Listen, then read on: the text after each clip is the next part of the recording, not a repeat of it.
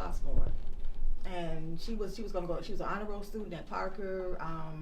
She wanted to go to Harvard Law to be a lawyer, to make because she wanted to be a justice. So one day she was actually taking advanced placement classes. She was a good kid. She took dancing classes. She did modeling. Did all the right things. How's she dealing with all this now? She committed suicide.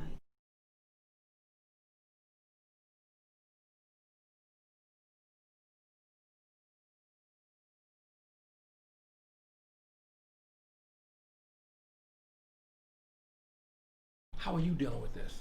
I have my good and bad days, and she'll be 21 Sunday. Devastating.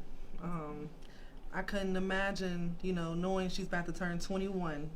I couldn't imagine, the mindset that she had to be in to take her life. It is hard. And she was 15. She was 14 when he raped her, 15. But the thing was, it was going to court. When we would go to Markham, he would look at her and laugh and kept smiling and winking, and then we just took a plea deal. And he told her, if you wasn't so beautiful, I wouldn't have been attracted to you, so you have nobody to blame but yourself. So then she took the bottle of Tramadol the hospital gave her because he told it was her fault. It was on the news a couple months ago. Remember, it was a 7-year-old child who just so happened on Zoom. The teacher saw the child being molested by her uncle, her 18-year-old uncle, on Zoom. And you know what hit me was, imagine that kid was smart enough to leave the camera on so it can be seen. Imagine how many kids right now aren't doing that. Yeah. And Erica, look at this. So now, from your circumstance and things that happened to you, you're hearing, all of this. Speak to the parent that really knows something's happening. Yeah. And they don't want to deal with it. If you are a parent and your instinct is telling you something's not right, that needs to outweigh the fear, because she's gone through trauma too. She may have been molested or abused, and that relationship for her, because he tells her that she's beautiful, she realizes, if I let that go, now I've lost something, and now she's struggling between the boyfriend and the child. But a lot of parents mistakenly think, because my child is young, they'll get over it. They're young, they still have a whole lot of life to lead. But me, I'm old, I can't find nobody, and this is the best that I can do, and I'll be damned if I'm gonna let somebody take that away from me. I know a lot of kids are lost. They feel like they don't have anyone to listen to them. They feel like they don't have anyone to talk to. So a lot of kids really feel like drugs is their way out when they have no one else to depend on. Some of their parents might be young, or their parents aren't there majority of the day because they have to work multiple jobs to pay the bills. So when that kid is at home by themselves, the question is, what do they have to lean on? It's a form of escapism, all the drugs and everything, anything to feel other than what they're feeling right now. And real easy to find. If you know my name, you will always be able to find me, theunstoppablewoman.net. But there are very specific quiet social signals that we teach young girls and young boys to signal when they're in trouble. I know for women who are being abused, we used to say, put a black dot right in the middle of your palm.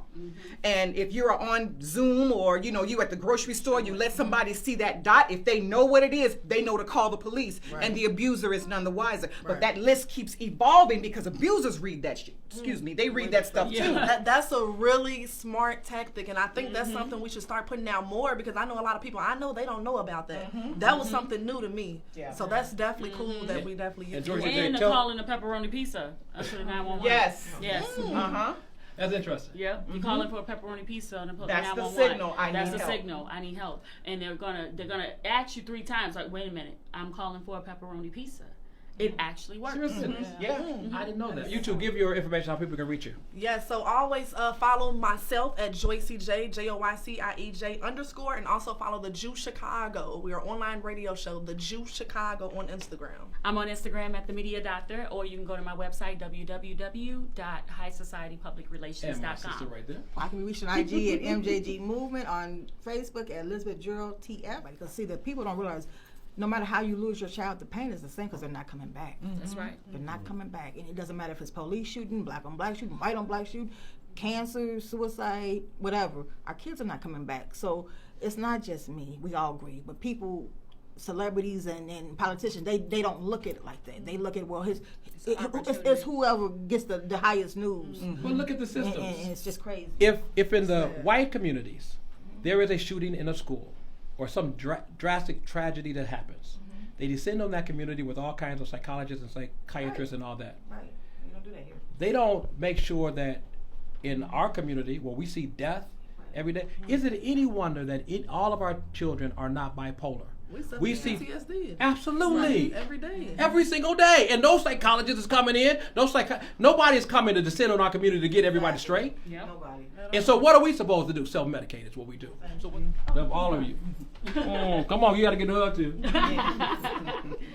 Thank you.